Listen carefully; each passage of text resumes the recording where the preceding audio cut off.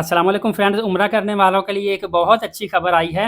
Saudi अरब की तरफ से ये खबर है और सऊदी अरब ने उम्रा अखराजात में कमी करने के इम्कानात रोशन कर दिए हैं और इसकी तैयारियां भी शुरू कर दी है। उम्रा पैकेज कितना सस्ता हो सकता है, ट्रांसपोर्ट, होटल अखराजात कितने आएंगे, एयरलाइन टिकट और पाकिस्तानी और इंडियन को कितना बड़ा फ़ायदा हासिल होगा, मतलब एयरलाइन टिकट में कितनी कमी टैक्सेस वगैरह में आएगी।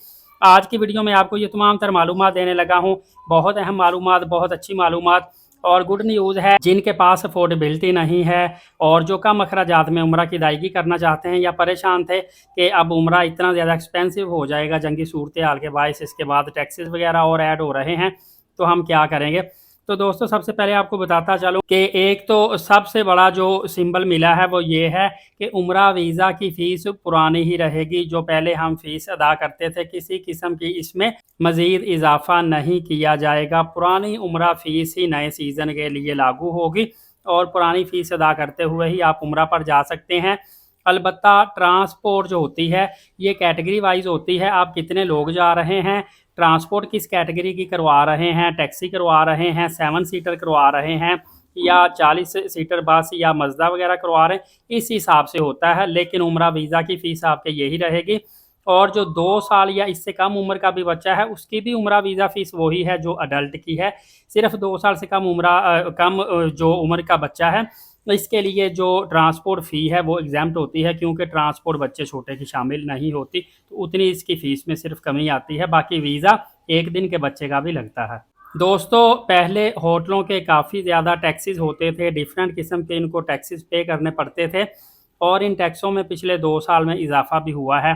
इस मरतबा टैक्सों में मामूली सी कमी होने का इम्कान है और इजाफा अगर नहीं भी होता, यही रेट्स रहते हैं, तो फिर भी होटलों के किराए नहीं बढ़ेंगे, होटल्स के किराए यही रहेंगे। लेकिन अलबत्ता आप ये माइंड में रखिएगा कि ये लास्ट ईयर शाबान जब शुरू हुआ था ना, दिसंबर जनवरी लगा लें आप, इन दिनों में किराए होटल वालों ने, जैसा कि एक होटल 140 सऊदी रियाल का एक दिन के लिए मिलता था, वो 180 सऊदी रियाल कर दिया था। लेकिन मज़ीद किराए बढ़ने के इम्कान नहीं है, किराए में मज़ीद कमी हो सकती है, कोई 20-30 रियाल कम ही आपको मिल जाएगा।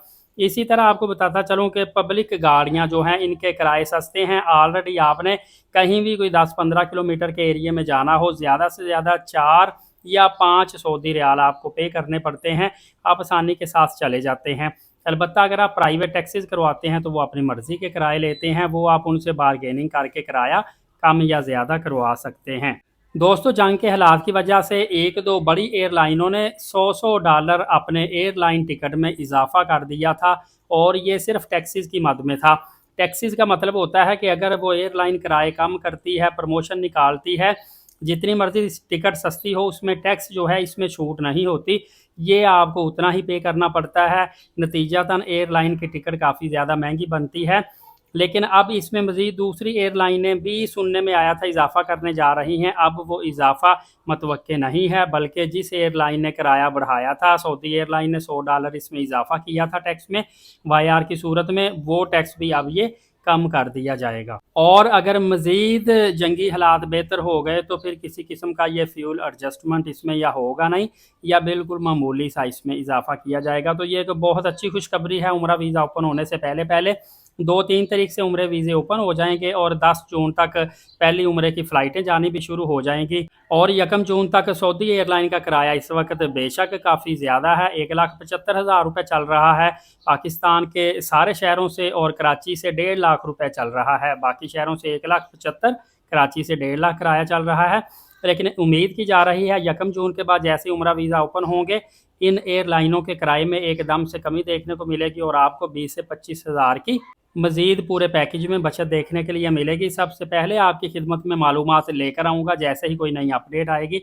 एलीट साकिब यूट्यूब चैनल को सब्सक्राइब करें, नमाज कायम करें, नबी पाक सल्लल्लाहु अलैहि वसल्लम पे रोज़ाना कसरत से दुरूद पाक भेजा करें और कुरान पाक की तिलावत करते रहा करें। वीडियो लाजमी शेयर कर दीजिएगा ताकि आपकी रहनुमाई हुई है दूसरों तक भी ये मालूमात पहुँच सके।